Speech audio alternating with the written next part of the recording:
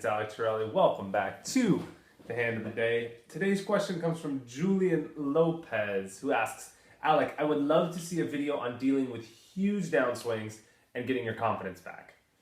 So, Julian, my man, okay, for dealing with downswings, I recommend you check out a video that I already have up on YouTube made exactly about how to handle downswings. It's called How to Overcome Fear and Become a Winner. In that video, below the video, okay, there's links to articles I wrote on how to handling downswings. It's such an important topic. I've spent a lot of time giving feedback to people like yourself that are struggling with this very issue. So watch that. If you still have questions, come back to me, okay? I'm here.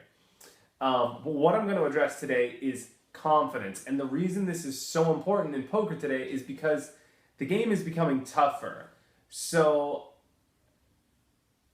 more information, what else am I trying to thought? More information is available to everybody, to the casual player. So people are getting better and better at playing hands. So there's not as much skill difference between, you and your opponents as there was once upon a time. Because if you had information that they didn't have, you were a massive favorite. Whereas now you're a little bit closer just because everybody has so much information available.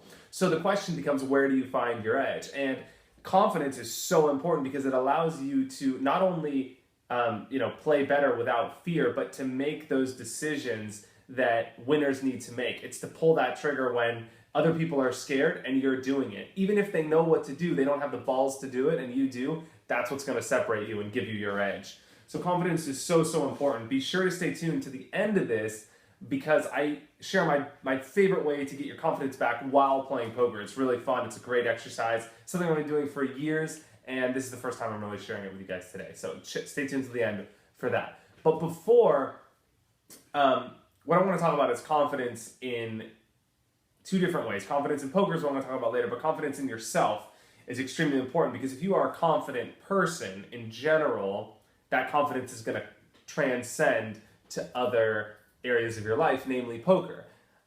So self-confidence is something that I really believe in. It's really important and it helps a lot for poker. You can see I'm in workout gear. That's because I love to work out. It makes me feel confident. It makes me feel sexy. When I go to the gym and I'm busting ass, I'm working hard and I feel like I look good. I have endorphins released that psychologically make me feel good. I have a nice chemical balance going on and I feel like I play better. So it makes me feel more confident at the table, but it also makes me feel more energized, which is extremely important. Another thing that goes hand in hand with that is dressing well. I like to dress to my best. To not necessarily means you have to dress up, dress in a suit, but dress in something that makes you feel really good. Because when you feel good, you feel like you look good, you feel like a badass or whatever energy you're trying to embody, that's going to make you play better, I feel like, and that really helps me a lot. So the second thing is external things.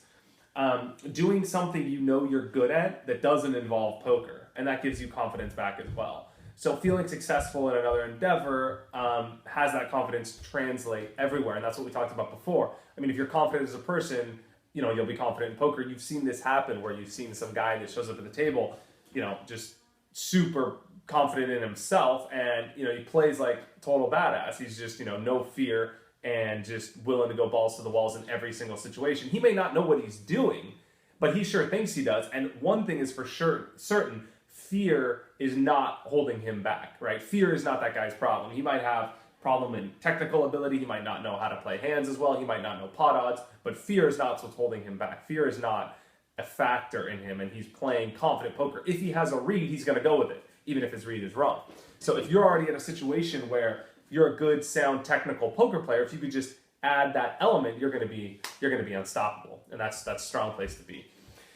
The last thing, and this is my favorite, is bring your confidence back through poker. Okay, we talked about two other ways to bring it back out of poker. All right, now you're going to do it through poker. And one of the things I've been taking on recently that's helped a ton in this matter is been coaching. I have a lot of individual students, a lot of private coaching that I do, and even through putting together 4-Step Poker, which is my new poker program coming out, it really helps aspiring players become professionals. That's been extremely rewarding to watch me go through that process with my individual students and seeing their progress. And so just the act of being in a position of authority makes me feel more secure about my game. So even teaching someone poker, you might not have to be a coach where you're getting paid to teach people poker, but even being around family, being around friends, being in any position you could assert yourself in of authority where you know more than someone and they look up to you, that puts you automatically in a confident position because they're looking to you for knowledge. And so you know that you're giving that knowledge to them. That act of sharing what you know with someone else through poker is going to make you more confident about your game because they're looking up to you for advice. And that is not only rewarding, but it helps a ton. So surround yourself, find an environment where you can interact and do that, and simply people asking you for advice is going to be a great method to help you out. Secondly, perhaps the most fun is something I've been doing for years, is just playing in a game you know you can beat. And I know it sounds trivial, and a lot of people look at this the wrong way. They think that this usually involves moving down in limits. Let's say, for example, you're playing 10-20, no limit hold'em, whatever it is. Go to a random casino or go to your local casino and go play the 1-3 no limit game. And it doesn't, the issue that people have here is they feel an ego attack where like, oh, I'm inadequate, I'm playing a smaller game, I can't even beat the big game I'm playing. And so there's a stigma attached with that puts them in a mental space that is negative. That's not the point here. The point here is just to go out and just have fun and go play in a game and just crush it. Just be proud of yourself for how far you've come, because most likely you're going to go to that game and see yourself in a position where you realize how much more you know than the average person. And that's going to make you more confident in your game. And you're going to know in that moment that you can beat poker. You can beat these other people you're playing against. Sometimes you do this in a home game. You go back to play with my friends that I played with growing up, and it's really cool to see where you came from once upon a time in poker and where you are now. And that just gives you confidence that you've progressed. Seeing yourself make improvements in yourself and your poker game gives you confidence. So go to that game, go to the small game at the casino or a local charity poker tournament. I happened to play in a charity poker tournament the other day, and it was really fun. Of course, it's a confidence booster because you're around people that have never played poker before. How can you not be confident in yourself?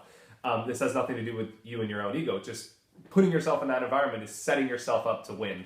So go there, go to that environment, find that, and just crush it. Go there and just exploit people and just have fun, just knowing what everybody has. Call out their hands and, just have fun at the game.